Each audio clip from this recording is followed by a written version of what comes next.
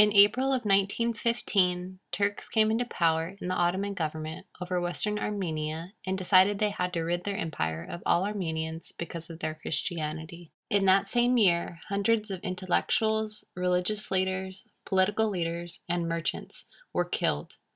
In another region, nearly all males were disarmed and executed, and women, children, and the elderly were forced into the Syrian desert, where they were brutally murdered or left to starve, which resulted in 1.5 million Armenians being killed. This continued until 1923, when the Ottoman Empire ceased to exist and was replaced by the Republic of Turkey.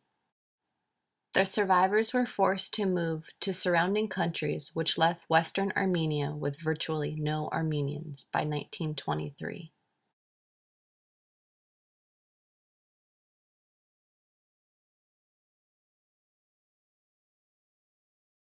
By the end of the 1920s, Stalin's regime had revoked Soviet leader Vladimir Lenin's new economic policy and established a state monopoly on all economic activity.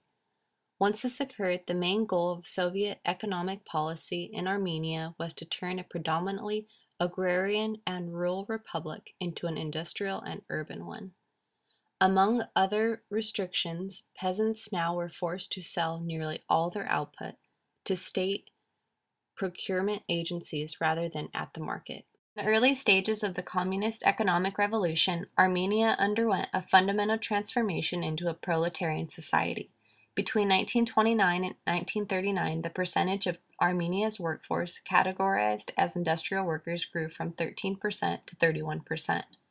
This resulted in the Armenian economy showing few signs of self-sufficiency at any time during that period. By the early 1980s, only a third of Armenians lived in the countryside. The ruling elite remained largely unchanged. As a result, corruption and favoritism spread, and an illegal second economy of black markets and bribery flourished. Armenia and the Philippines were both countries who were invaded and conquered by multiple nations. Homes were destroyed, lives were taken, freedoms were denied, and traditions lost, but a sense of pride in cultural productions through stories, music, and art kept both countries' national pride strong.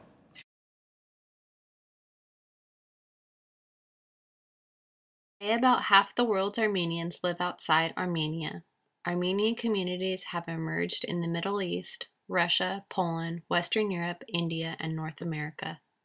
Armenian Diaspora maintains its coherence through the church, political parties, charitable organizations, and a network of newspapers published in Armenian and other languages.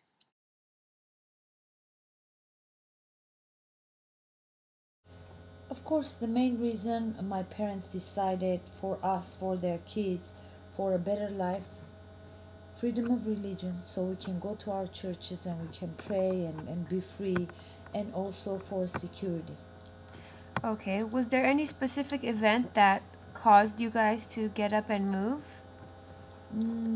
I may say after the genocide, Armenians, a lot of our lands were gone, and 1.5 million Armenians, they were killed, and our place, our motherland was messed up, and people were not feeling secure, and we couldn't be free with the church and religious being Christians, because at that time Russia was controlling Armenia. It was Russian regime, and they were keeping us under their wings, and that was one of the major reasons that my parents wanted to leave the country and just be free, especially for their children, for us.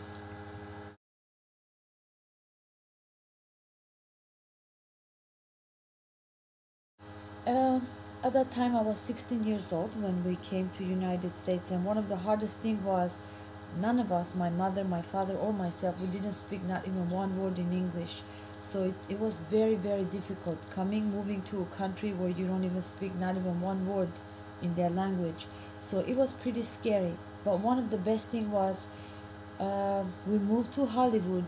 That's where was the biggest Armenian community, and we had the best neighbors, and also the church did a lot, a major help, that supporting people, putting together finding jobs, finding apartments, and helping each other to support and help them to start from somewhere, to begin from somewhere. So that was the reason that everybody helped each other.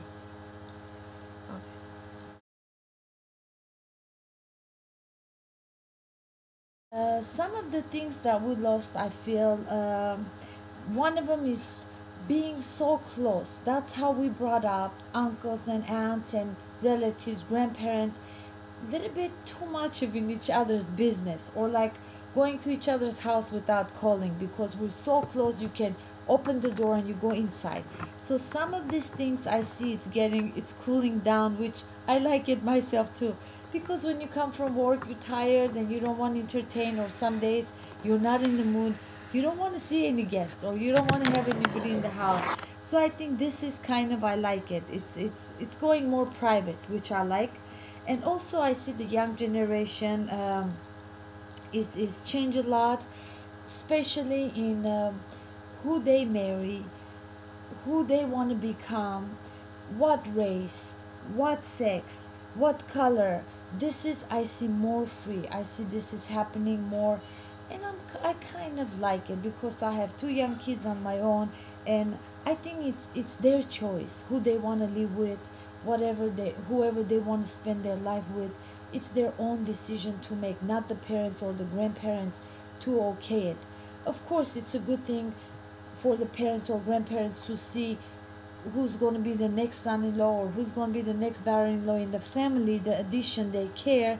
But of course the main decision is up to the person, whoever is going to live with that person. So this is the changes I see it's happening, and I kind of like it.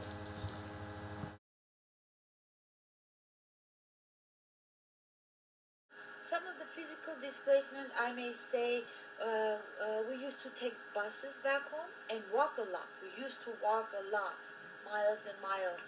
That's what we used to. First thing when we came here, it was the freeways that I was so surprised. And then I see 3, 4, 5 cars for each household. That was surprising. And also the big buildings, the high-rise buildings, was very different than what we had back home. Okay, and what is some of the cultural displacement that you felt? I may say the way I saw my mother when me and my sister we were growing up, the cultural biggest difference I saw with the woman power here. I see how powerful, how strong the woman is, and that's just a very big plus for me. And what is some of the psychological displacement that you felt? Psychologically, and honestly, I may say when I was 16 years old, I came to this country, and after 31 years now, I'm 47 years old. I went through a lot of stages when I was growing up, and I was going through these changes, and I was experiencing day by day what's happening, how this change happened from very far away from Armenia, and then you find yourself in the United States. And for a minute, I felt like my roots were cut off, because my grandfather's house where I was born, and I was all my friends and neighbors, everything, we left and I came here. How was going to be the future? I was very scared. But after living in this country 31 years and going to school and working and getting married and having children and owning a house, going through all this, I may say I'm very happy and proud of myself and my family, of course, and I blend in. I adopted a lot of new things, and I learned a lot. If somebody would ask me now, how do you feel? What's the difference? Or where do you want to live? I love my motherland. I love Armenia, where I was born, and I lived 16 years. But honestly, I may say, this is where I feel I belong. This is where I love to live. I love to go and visit Armenia. But again, this is my home.